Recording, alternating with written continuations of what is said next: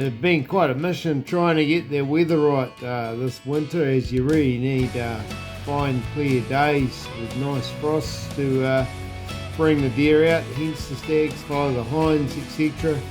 But we were finding windows hard to find, but we managed to squeeze what we felt would be a good window, so we were up there and into them. To increase your chances of getting onto a trophy Rusa stag, you've really got your work cut out, sitting on the cold side of the valley, watching the sunny faces and just watching, observing and waiting for that dream stag to come along.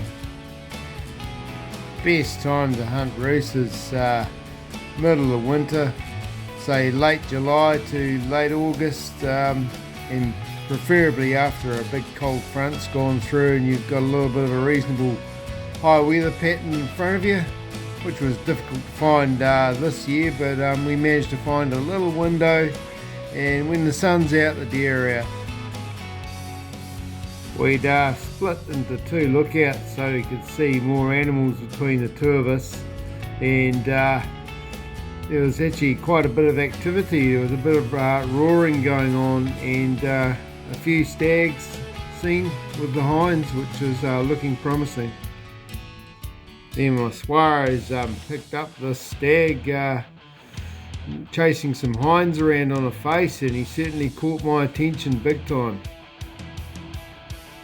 The sight of this stag's headgear certainly got the blood going, so I jumped behind the rifle rather quickly and worked out my drop chart in case I had to send a prodigy his way.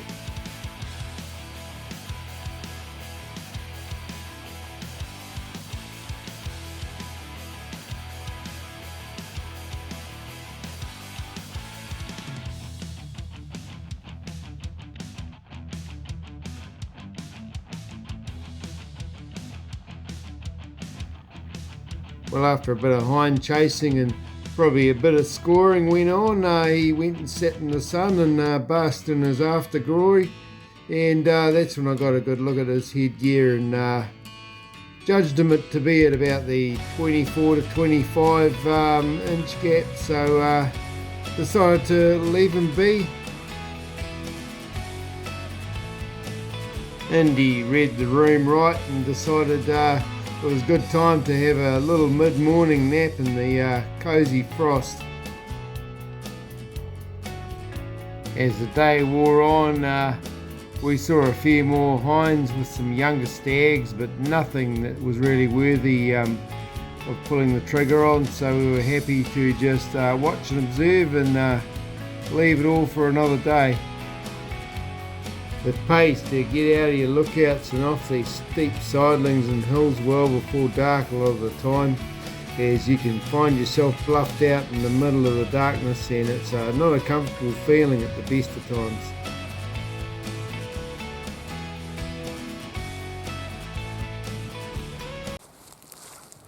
Well, the morning of the last day of our hunt had turned up, and it was another little cracker morning, and found this Rusa hind at quite a handy location, and the old uncle wanted a meat animal or two to take home with him, so I thought it was my duty to do a little bit of conservation action.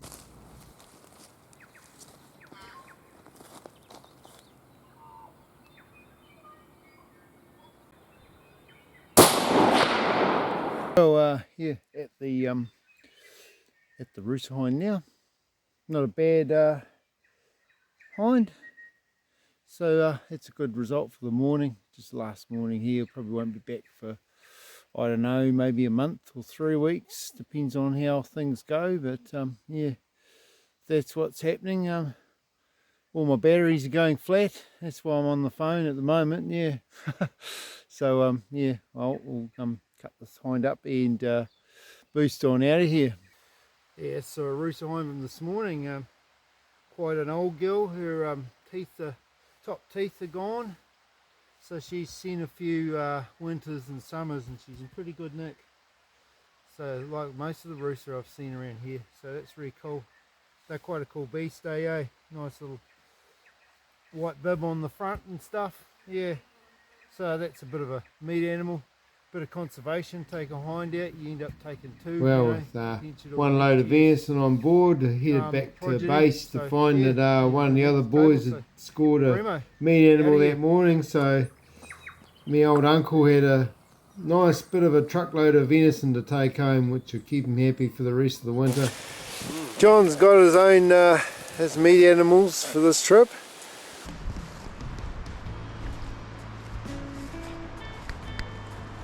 Well, Craig had a nice little bit of success with the recurve bow. He got this Rusa hind at 5 yards. So that's just a major achievement with this bow here.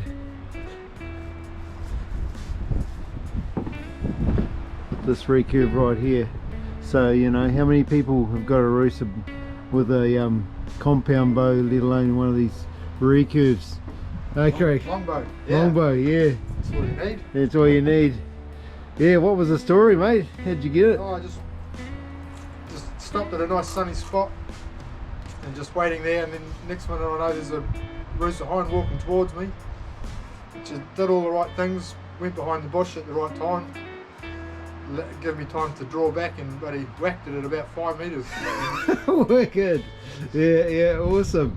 She was dead within 50 yards. Nice. Cartwheel down the hill. Yeah, textbook stuff. Yeah. Yeah, well, that's awesome, eh? You've earned that. Hell. Pretty happy about that. Yeah. Hell. Awesome. Well done. A long time, 3 years to get Yeah, there. mate. Yeah. Too much. Well, that's what us Kiwi legends are made of. We're just stubborn and we just stick at it until we get success, and that's living proof there. If you stick at something long enough, you can achieve it. So yeah, that's just awesome. Hope you enjoyed that wee mission there, team. Was hardly enough time to scull a tin, but I'm sure I'll bring a few more in later on along the piece, and you might be able to get a tin or two in on those ones. So yeah, hope you enjoyed that, and like and subscribe, and we'll keep the good shit coming.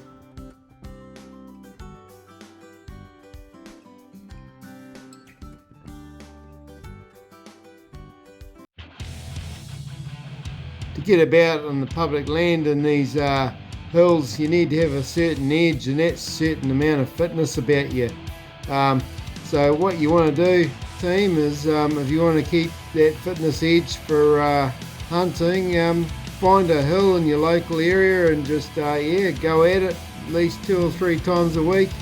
Got Tomato Peak in my home ground, and I use that at least 2 or 3 times a week to chuck a light pack on and some old boots and fire up there as fast as I can. Usually I'm happy if I can do the whole circuit in under an hour.